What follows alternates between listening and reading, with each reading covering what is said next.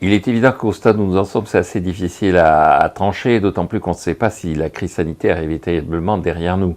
La Chine a affiché l'idée qu'en Chine c'était fini, que Wuhan retrouvait une vie normale, alors qu'en Europe on parle d'une deuxième vague, d'un retour de la maladie, et aux États-Unis tout ça s'est passé dans une très grande confusion.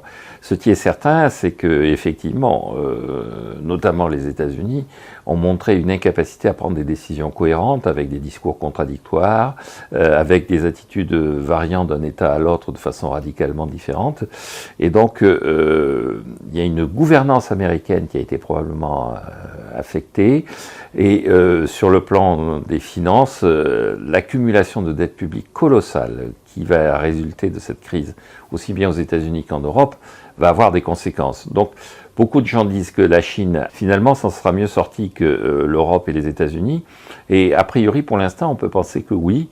On peut penser qu'effectivement, la capacité de réaction et la détermination des autorités chinoises a permis d'éviter cette confusion, ce désordre qu'il y a eu en Europe. En Europe, par exemple, alors l'Union européenne est présidée par un pays qui est membre de l'Union européenne. Au moment de la crise sanitaire, au moment le plus fort, c'était la Croatie.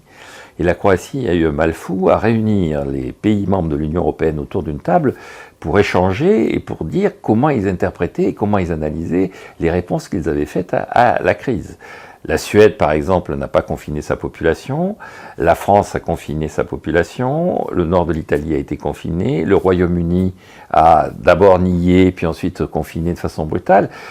L'incapacité qu'ont eu les Européens à se mettre autour d'une table et à dire voilà pourquoi nous avons fait ça, voilà ce que nous devons faire maintenant, est quand même assez frappante.